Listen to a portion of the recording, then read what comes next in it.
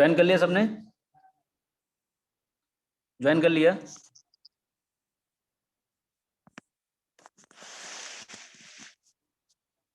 Reply करो यार, fast reply करो। Yes sir, yes sir. अभी 17 लोगों ने ज्वाइन किया। हाँ, क्या बोल रहे हो? 17 लोगों ने ज्वाइन किया सर, 17 लोगों ने। ओके, ठीक है ठीक है ठीक है, जितने लोगों ने ज्वाइन किया वो लोग देखें। यहाँ पे देखो हमने क्या लिखा, x1 dot T x2 dot T is equal to matrix A multiplied by x1 T x2 T plus matrix B multiplied by यहाँ पे क्या होगा, यू ऑफ क्या होगा, टी। ठीक है, अब बताओ ये जो मैट्रिक्स ए है, ये वाला जो मैट्रिक्स है उसमें क्या आएगा, एलिमेंट्स बताओ, चेक करो। पहले जो एज्यूम किए थे हमने, जो हमने पहला एज्यूम किया था इक्वेशन, वो क्या एज्यूम किया था, V C T is equal to x1 T, V C T is equal to, sir ऊपर का रो जीरो होगा दोनों। सर -1 अपॉन आरसी होगा। -1 अपन आर सी होगा, श्योर हो?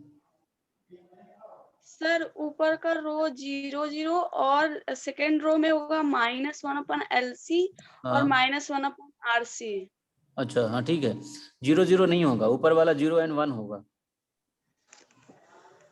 क्यों 0 एंड 1 होगा, देखो अभी यहाँ पे हमने जहाँ पे एज्यूम किया था वहां पे पहले पहुंचो। यहाँ पे देखो V C T is equal to क्या एज्यूम किया था, x1 टी एज्यूम किया था यहाँ पे, D V C T upon D T is equal to क्या है, D x1 T upon D T, मतलब x1 डॉट टी, तो x1 डॉट टी के सामने आपका ये D V C T upon D T है, मतलब x1 dot T is equal to क्या है, x2 टी है, x1 dot T is equal to x2 T है। तो यहाँ पे x2 टी के सामने जो आपका कोफिशिएंट है वो क्या है, 1 है, x2 टी का जो कोफिशिएंट है वो क्या है, 1 है ना, है या नहीं है? Yes sir. है ना। तो पहला इक्वेशन देखो जरा, इसमें x1 dot T is equal to क्या है, ये coefficient multiplied by x1 T then coefficient multiplied by x2 T.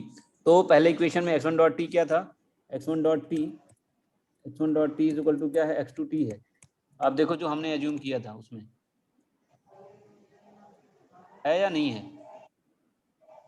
है ना? यस सर है। हाँ, तो देखो x2 टी का जो कोफिशिएंट आएगा वो क्या आएगा, देखो x1 टी का कोफिशिएंट तो 0 आएगा ना।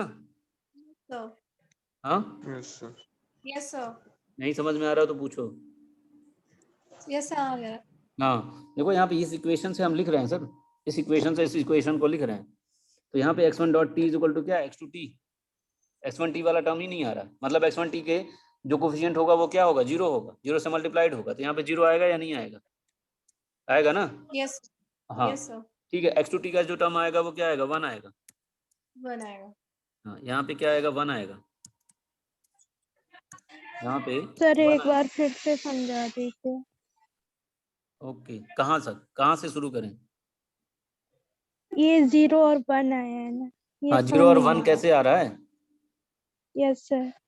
यहाँ पे देखो, ये देखो यहाँ पे x1 डॉट टी, अगर हम इसको इक्वेशन के फॉर्म में लिखें, इसको पूरे को इक्वेशन के फॉर्म में लिखें तो हम क्या लिखेंगे, x1 dot T is equal to, हम क्या लिखेंगे, कोफिशिएंट होगा multiplied by x1 T plus coefficient multiplied by x2 T, ऐसा होगा ना। तो हमें जो इक्वेशन पता है वो क्या है, x1 dot T is equal to x2 T है, जो हमने एज्यूम किया था वहां से जो इक्वेशन मिल के आया था, हमें क्या आया था, x1 dot T is equal to x2 T आया था, मतलब x2 टी का ही कोफिशिएंट यहाँ पे है और x1 टी का कोफिशिएंट 0 है, मतलब इसको ऐसे लिख सकते हो, 0 इंटू x1 टी लिख सकते हैं या नहीं, x1 dot T is equal to x2 T plus 0 into x1 T लिख सकते हैं,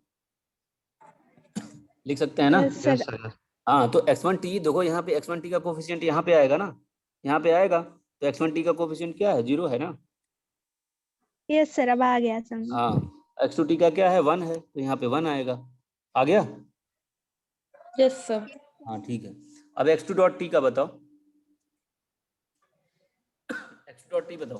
-1 अपॉन हाँ माइनस, -1 upon LC। हाँ -1 -1 अपॉन आरसी।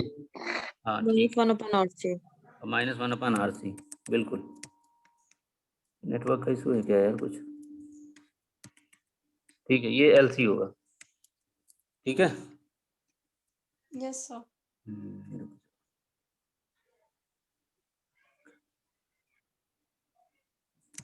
हाँ ये माइनस ये लिख लेना यार, -1/LC ये हो जाएगा -1/RC। चलो लिख लेना इसको। अब बताओ यहाँ u ऑफ टी वाले टर्म में क्या आएगा? सॉरी, u वाले टर्म जीरो आएगा नीचे ओमेगा अपॉन सी।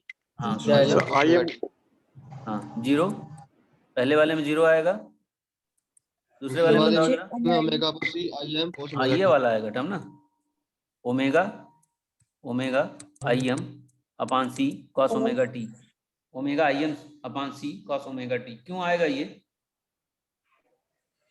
वही तो इनपुट है, इनपुट यही है ना, omega I M upon C cos omega t ही तो इनपुट है। Yes sir. हाँ तो इसलिए यहाँ पे आ गया। पहले वाले में नहीं था इनपुट, देखो x1 डॉट टी वाले में केवल x2 टी वाला कोफिशिएंट था, लेकिन x2 डॉट टी वाले में देखो ये है x2 डॉट टी, इसमें देखो कोफिशिएंट x1 टी का भी कोफिशिएंट आ रहा है, x2 टी का कोफिशिएंट आ रहा है, और u ऑफ टी का भी आ रहा है। u ऑफ टी का मतलब इनपुट, u ऑफ टी का मतलब इनपुट, u ऑफ टी क्या होता है? 1 इनपुट होता है ये। तो omega I M upon C cos omega T, तो ये हो गया u ऑफ टी। ठीक है, ये लिख लेना, आ जाएगा। Yes sir. हाँ ठीक है, लिखो एंड फ्रॉम इक्वेशन नंबर 2, लिखो नेक्स्ट लाइन में लिखो and from equation number 2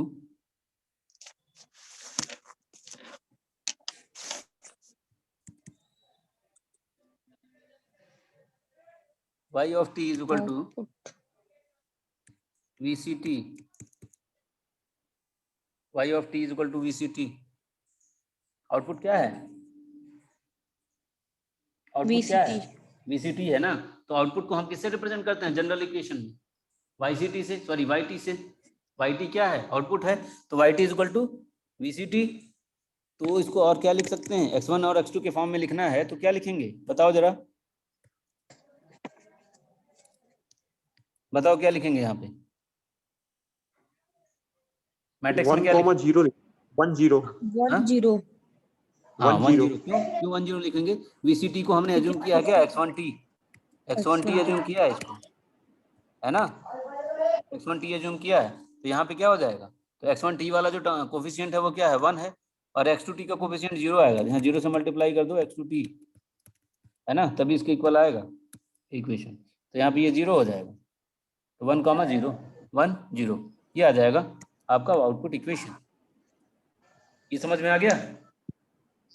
yes sir.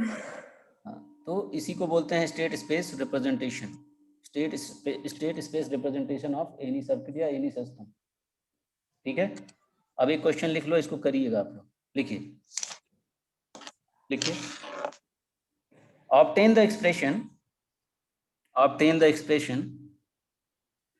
For state space representation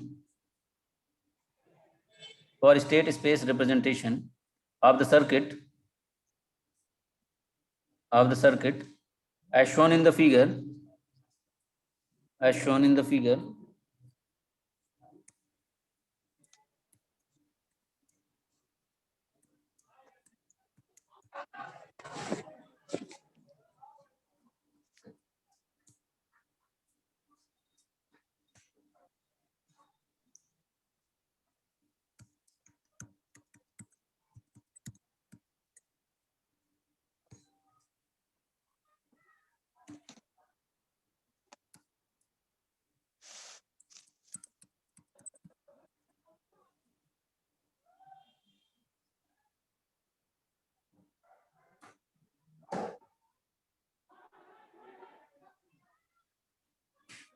बना लिया?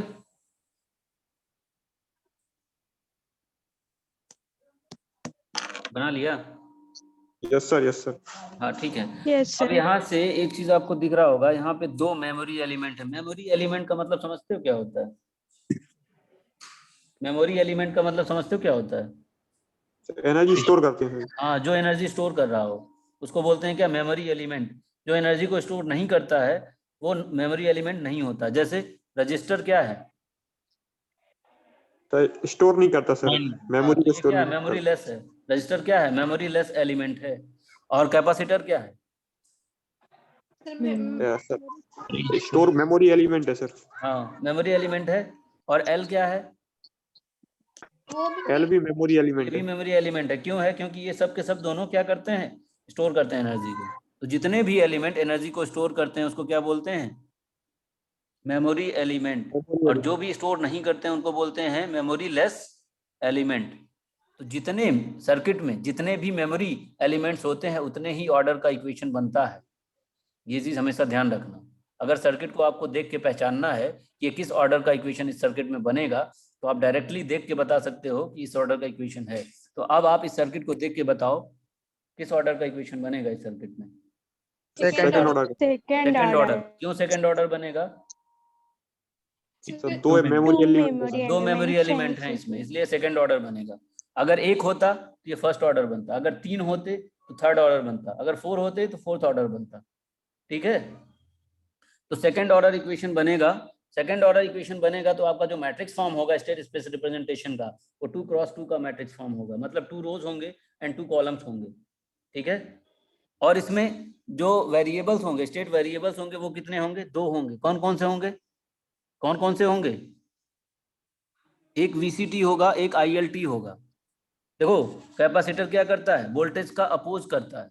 चेंज इन वोल्टेज का क्या करता है? अपोज करता है। कैपेसिटर क्या करता है? चेंज इन वोल्टेज का अपोज करता है। इंडक्टर क्या करता है? चेंज इन करंट का अपोज करता है। चेंज इन करंट का अपोज करता है इंडक्टर। ठीक है, तो ये 2 वेरिएबल्स होंगे, इंडक्टर और कैपेसिटर है। इसकी वजह से 2 वेरिएबल्स कौन कौन से होंगे? एक होगा VCT, एक होगा क्या? ILT। ILT क्या है? Inductor current. VCT क्या है? Capacitor voltage. ठीक है, तो 2 यहाँ पे क्या होंगे? स्टेट वेरिएबल्स होंगे। कौन कौन से होंगे? एक VCT होगा और एक क्या होगा? ILT होगा। हमने कैसे डिफाइन किया कि यही दोनों स्टेट वेरिएबल होंगे? कैसे डिफाइन किया?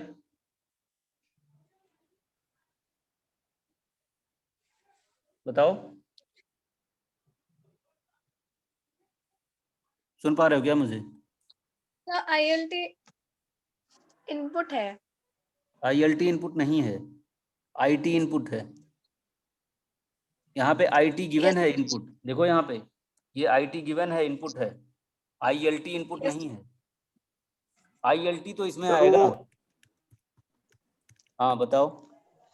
सर वो क्या है, उसमें डिफरेंशिएशन वाले में आता है और उसमें डायरेक्ट इंटीग्रेशन वाले फॉर्म में आया था, तो हाँ देखो, मतलब यहाँ पे डायरेक्ट आ हम जाए कैसे एल चूज वाले में करते सर, हैं मतलब स्टेट वेरिएबल। देखो, स्टेट वेरिएबल कैसे चूज करते हैं, हम देखते हैं मेमोरी एलिमेंट कौन कौन से हैं, उसके अकॉर्डिंग हम स्टेट वेरिएबल क्या करते हैं? चूज करते हैं। तो अगर इंडक्टर है सर्किट में, तो एक स्टेट वेरिएबल आ जाएगा इंडक्टर करंट। क्यों आएगा? क्योंकि इंडक्टर क्या करता है? जो चेंज इन करंट होता है उसका अपोज करता है। तो वेरिएबल क्या होगा? Inductor current. वेरिएबल क्या होगा? इंडक्टर करंट होगा। तो पहला वेरिएबल तो ये हो गया। दूसरा वेरिएबल क्या होगा? कैपेसिटर अगर है, कैपेसिटर क्या करता है? चेंज इन वोल्टेज में को क्या करता है? अपोज करता है। तो सेकंड जो वेरिएबल होगा वो क्या होगा? वोल्टेज होगा, across capacitor, voltage across capacitor. ठीक है, तो ऐसे हम चूज करते हैं वेरिएबल्स को। ठीक है, तो इसमें भी क्या करोगे आप? नोडल एनालिसिस करोगे, KVL और KCL अप्लाई करोगे, इक्वेशन फाइंड आउट करोगे, second order differential equation find out करोगे। फाइंड आउट करने के बाद सेकंड स्टेप क्या होगा? उसको फर्स्ट ऑर्डर में कन्वर्ट करना होगा। फर्स्ट ऑर्डर में कन्वर्ट करने के बाद क्या करोगे? एज्यूम करोगे। एज्यूम करोगे, ठीक है। एज्यूम करने के बाद आप स्टेट स्पेस मॉडल को रिप्रेजेंट कर दोगे। क्लियर है? ये करिएगा, ठीक है ना? Yes sir. हाँ ठीक है, तो आज का सेशन यहीं पे एंड करते हैं। Okay, thank you. Next lecture में मैं ये यूनिट कंप्लीट कर दूंगा, 5th यूनिट स्टार्ट हो सर जाएगा। ये लेक्चर सर वो YouTube पे डाल दीजिए सर, मतलब प्रोवाइड। हाँ ठीक है, डाल देंगे। ठीक है, मैं डाल दूंगा, लिंक शेयर कर दूंगा आपको। Okay, thank you.